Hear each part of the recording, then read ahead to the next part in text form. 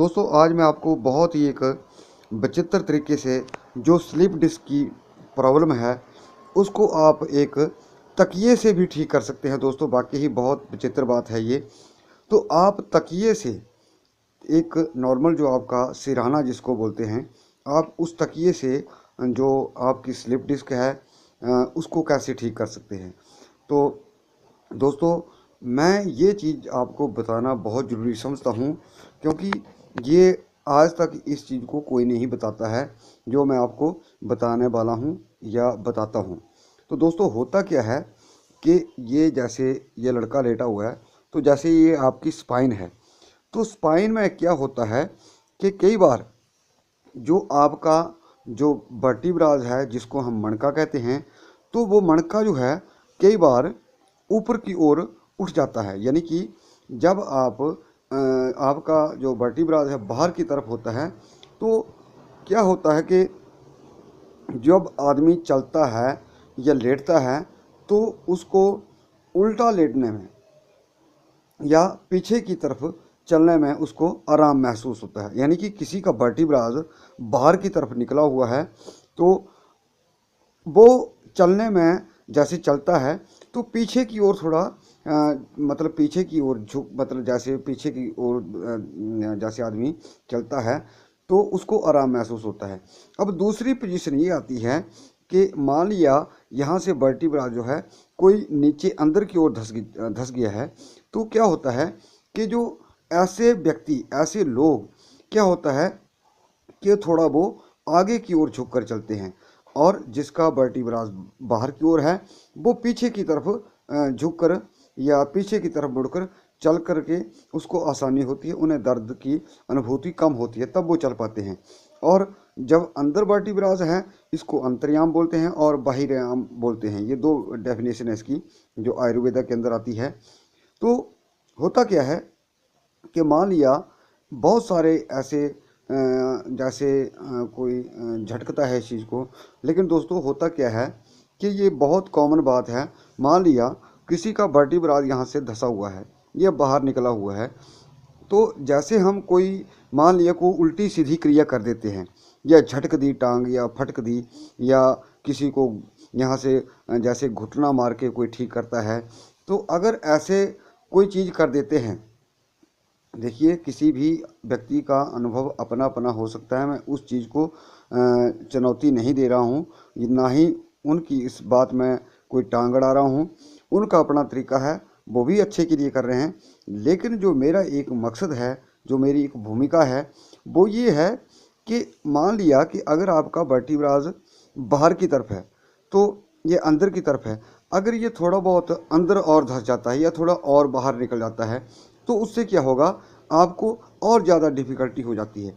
तो दोस्तों मैं चाहता हूं कि इसका आप एक नेचुरल प्रोसेस से आप इसका इलाज करें, और वो भी तकिए से। और तकिए से भी कैसे इलाज करें, इसको कैसे आपने रखना है और उससे पहले आपने क्या क्या करना है, दोस्तों बहुत ही महत्वपूर्ण जानकारी है। आगे बढ़ने से पहले मैं ज़रूर कहूँगा कि कृपया इस वीडियो को और इस चैनल को, नंबर 1 चैनल को आप ज़्यादा से ज़्यादा सब्सक्राइब कीजिए, और इस वीडियो को ज़्यादा से ज़्यादा लाइक भी करें, शेयर भी करें। दोस्तों न जाने किस आदमी का, किस परिवार को या किस मेंबर को, किस बच्चे को, किस भाई को, किस माता को, किस बहन को इससे फ़ायदा मिल जाए। तो दोस्तों इसमें ना आपका खर्चा है, ना कुछ कोई भी आपकी ऐसी कोई मेडिसिन नहीं है। तो जैसे आप कोई भी ऑयल, जो पेन किलर ऑयल आप यूज़ कर रहे हैं, मान लिया अगर आपके पास कोई भी ऑयल नहीं है, तो सिर्फ आप जैसे आपका लिया जाता है तिलों का तेल, मान लीजिए जैसे तिल का तेल होता है, जो तिल का तेल होता है वो गर्म होता है, तो आप नॉर्मल तिल के तेल से क्या कर सकते हैं, मैं आपको बताता हूँ।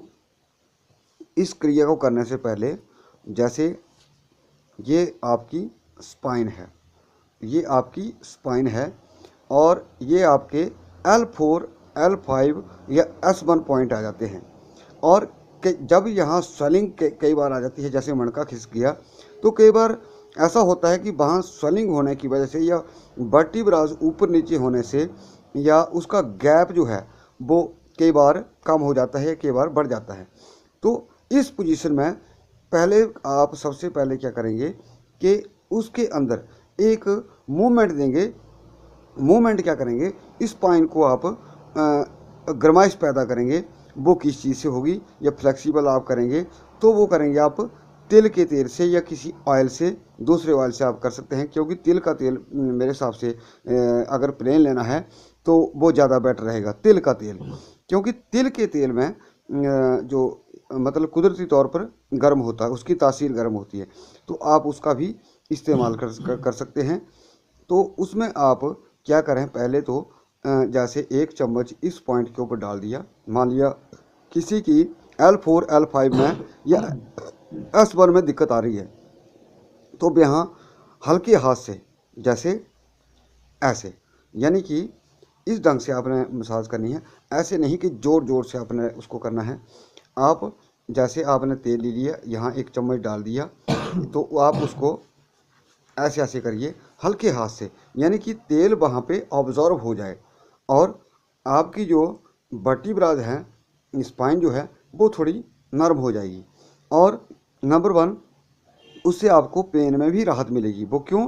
क्योंकि वो आपके उसमें रीढ़ की हड्डी को प्लस नर्व को एक फ्लेक्सिबिलिटी देगा, प्लस जो सूजन वाली जगह है, मान लीजिए यहाँ सूजन है या इधर सूजन है, तो वो क्या करेगा, उस सूजन को भी कम करेगा। हाँ, एक चीज़ जो महत्वपूर्ण बात है दोस्तों, होता क्या है, मान लिया L4 L5 का मान लिए पॉइंट है आपकी, ये मान लिया 2 पॉइंट ये यहाँ मणके हैं आपकी। अब जिस तरफ की नस आपकी कंप्रेस हो रही है, मान लिया कई बार बहुत सारे मैंने पेशेंट देखते हैं हम, तो कई बार वो इधर पेशेंट मतलब बोलते हैं कि यहाँ दर्द है, कई बार इधर बोलते हैं इधर दर्द है, या कई बार ऐसा वो कहते हैं कि नीचे को दर्द उतर रही है। तो ये आपका सारा जो L4 L5 और S1 की वजह से होता है। तो उसमें क्या करें, पहले तो अब इस पेन को मत लीजिए, क्योंकि ये वजह जो इसका सेंटर पॉइंट है, जो केंद्र बिंदु है, वो ये नहीं है। तो आप क्या करते हैं कि यहाँ का इलाज करते हैं, ना कि यहाँ का, जबकि ये यहाँ से बीमारी स्टार्ट हुई है इस पॉइंट से, और आप करते हैं ट्रीटमेंट इस पॉइंट का। तो फिर कैसे आराम होगा? थोड़ा बहुत आपको मान लिया यहाँ कोई आपने पेन किलर दवाई खा ली या ऑइंटमेंट लगा लिया या कोई ऑयल लगा लिया, तो यहाँ लगाने से आपको थोड़ा सा गर्माइश महसूस होगी, थोड़ा टाइम के लिए 1-2 घंटे के लिए आप रिलैक्स हो जाएंगे। लेकिन होगा क्या कि वो थोड़े टाइम के लिए, लेकिन जो उसकी जड़ है, उस का जो केंद्र बिंदु है, वो सेंटर पॉइंट जो वो यहाँ है, चाहे वो L4 हो चाहे L5 हो जो S1 हो। तो इसका आप कैसे ट्रीटमेंट करें, मैं आपको बताने जा रहा हूँ। दोस्तों ध्यान से सुनिएगा। मेरा सभी माताओं बहनों भाइयों से ये निवेदन रहेगा कि इस वीडियो को ज़्यादा से ज़्यादा लाइक भी करें और शेयर भी करते जाएं, क्योंकि ये बहुत ही महत्वपूर्ण जानकारी है दोस्तों। इस वीडियो के अंदर शायद आपको कोई नहीं बताएगा। अब बहुत सारे लोग कोई उल्टे सीधे योगाभ्यास भी करते हैं, आप सभी को पता है।